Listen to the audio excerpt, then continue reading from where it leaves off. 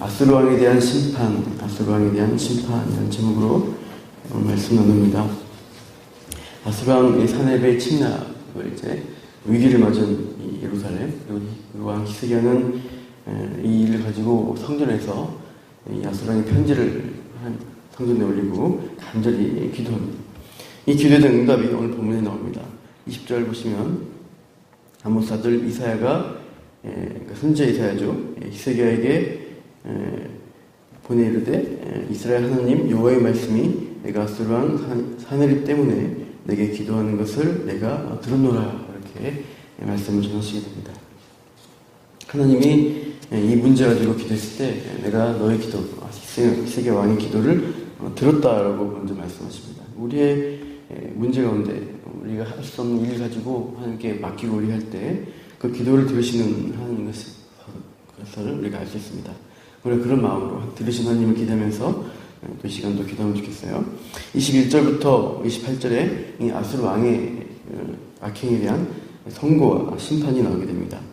21절에서 24절 앞부분 내용은 아수르 왕의 죄에 대한 고발입니다.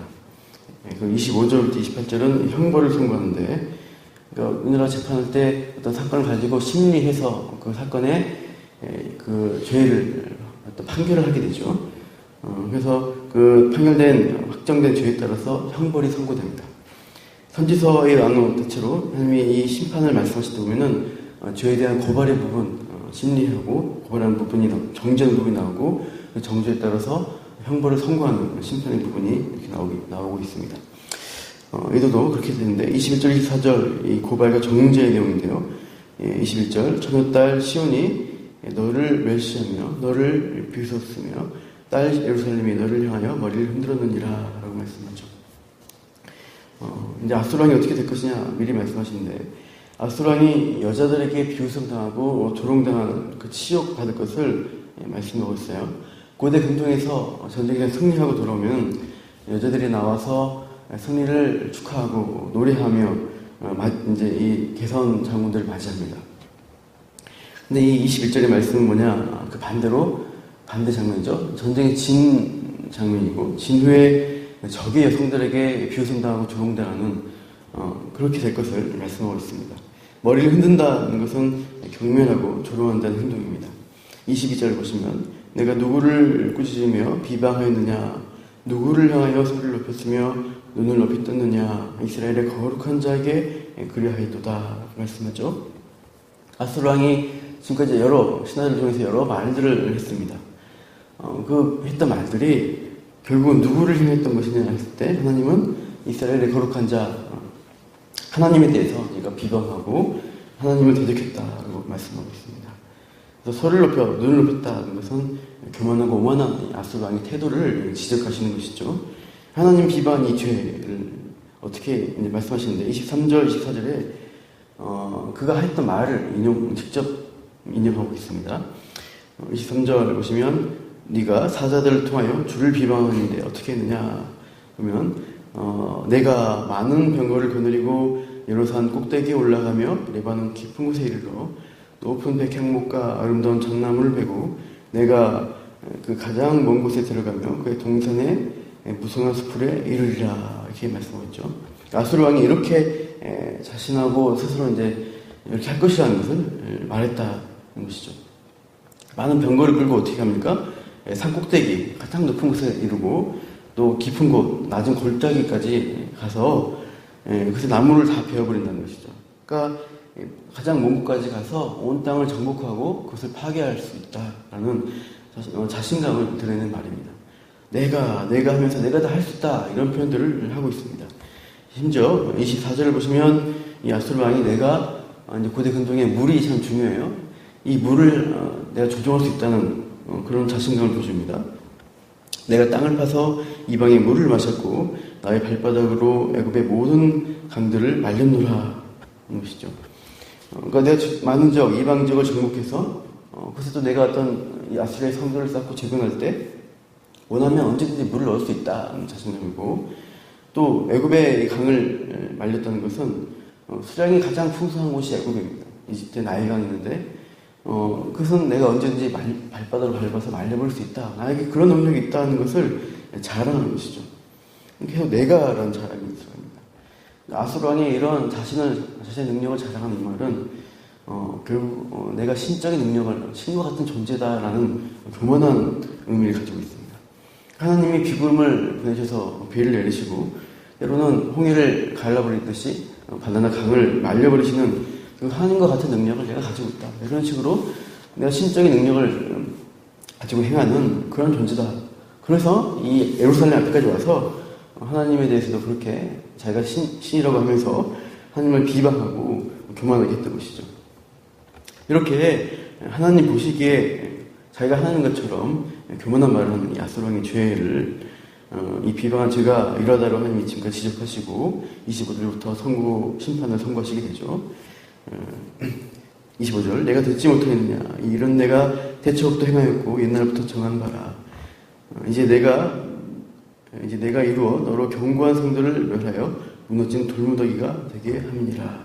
네가 지금까지 정복하고 온 땅에 너희 군사를 끌고 승리했던 모든 그 이유는 네가 모르느냐 하면서 이런 내가 대처부터 정한 바다라는 것이죠. 하나님이 작정하신 대로 이 인류의 역사를 이루어 가신 거고 너는 그 도구에 불과하다. 아수르 왕을 사용해서 그 견고한 성들을 멸하게 하도록 작정하셨기 때문에 네가 그렇게 하는 것이다 라고 말씀하죠. 26절에 네가 정복한 그 성읍들의 백성들이 힘이 약하고 두려워하며 놀라게 됐다. 시든 곡초처럼 됐다. 이것은 하나님이 정한 일 때문에 그렇게 네 앞에서 약해진 것이라고 말씀하고 있어요. 네가 잘나고 능력이 있어서 한 게 아니라는 것이죠. 그러나 28절 그렇게 하나님이 정복하게 했는데 지금 너는 하나님에 대해서 어떻게 하느냐.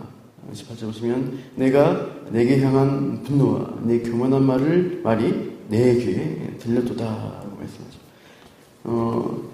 이 아수르 왕이 그렇게 하나님의 주권대로 그러니까 온 땅의 이방 땅들을 정복해 왔는데 이제는 하나님에 대해서 도전하고 하나님에 대해서 비방하는 그런 말들을 함부로 했다는 것입니다. 하나님 향한 분노고 교만한 말이 이제 하나님의 귀에까지 들리게 된다라고 하나님이 지적하시고 또 어떻게 하십니까? 중간에 28절 중간에 그러므로 내가 갈고리를 내 코에 꿰고 재갈을 내 입에 물려 너를 어두운 길로 끌어 돌이키리라 말씀합니다. 갈고리를 코에 꿰고 재갈을 입에 물려 끌고 가는 이 장면은 아수르가 포로들을 그 지역을 정복하고 포로들을 잡아갈 때 하는 행했던 모습입니다. 포로들 줄줄이 갈고리에 코에 꿰어서 치욕스럽게 이 포로로 끌고 갔습니다. 근데 하나님 무슨 말씀이에요? 지금 아수르 왕 너 자신이 너희들이 포로로 그렇게 끌어가듯이 내가 너를 치욕스럽게 빈턴트로 해서 갔던 길로 그냥 끌려가도록 포로처럼 끌려가도록 하겠다라고 심판을 선고하고 있습니다. 주를 비방한 이 아수르 왕은 이런 치욕을 당하면서 돌아갈 것이다. 29절 이후에는 유다에게 대해서는 어떤 회복의 징조를 약속하시고 있어요. 29절 내게 보일 징조가 이러하다. 너희가 금년에는 스스로 자라는 것을 먹고 내년에는 그것에서 난 것을 먹되 제3년에는 심고 거두며 포도원을 심고 그 열매를 먹으리라. 지금 이제 아수르의 군대 공격을 통해서 이 경작지나 이런 분들이 폐허가 됐겠죠. 파괴된 그런 땅이 이제 회복될 것이다. 3년에 걸쳐서 차츰차츰 회복될 것을 말씀하시고 있고 유다 족속 중에서도 30절 초목도 회복되고 유다 족속 중에 30절에 남은 자들도 그 곡식을 먹고 회복될 것을 말씀합니다. 31절 남은 자는 예루살렘부터 나올 것이고 피한 자는 시온산에서도 나올 것이다. 백성들도 회복될 것이다. 그리고 여호와 열심히 이 일을 이루겠다라고 하나님이 다시 한번 강조하며 확증하시고 있습니다. 32절 보시면 이 예루살렘 성의 보호에 대해서 다시 말씀하시는데 아수르 왕이 어떻게 해요? 그가 이 성에 이르지도 못하고 화살을 쏘지도 못하고 방패를 향하여 세우지도 못하고 치르고 하는 토성을 쌓지도 못한다라고 말씀합니다. 고대 사회에서 성을 정복하려고 할 때 이런 여러 가지 수단들을 통해서 그 한 성을 정복하는데 예루살렘 성을 향해서 그런 성을 공성을 할 어떤 행동 그런 전쟁을 하나도 행하지 못하고 33절 오동길로 그냥 돌아갈 것이다 말씀하십니다. 34절에 내가 나와 나의 종 다윗을 위하여 이 성을 보호하여 구원하겠다라고 다윗에게 하신 약속을 다시 한번 언급합니다. 언약에 충실하신, 약속의 말씀에 충실하신 이 예루살렘을 다시 구원하시겠다는 하나님의 이런 확증이 나타나고 있죠. 그리고 35절 실제로 어떻게 행하셨나 보시면 그 밤에 바로 그 밤에 여호와의 선자가 나와서 아수르 진영에서 군사 18만 5천 명을 칩니다.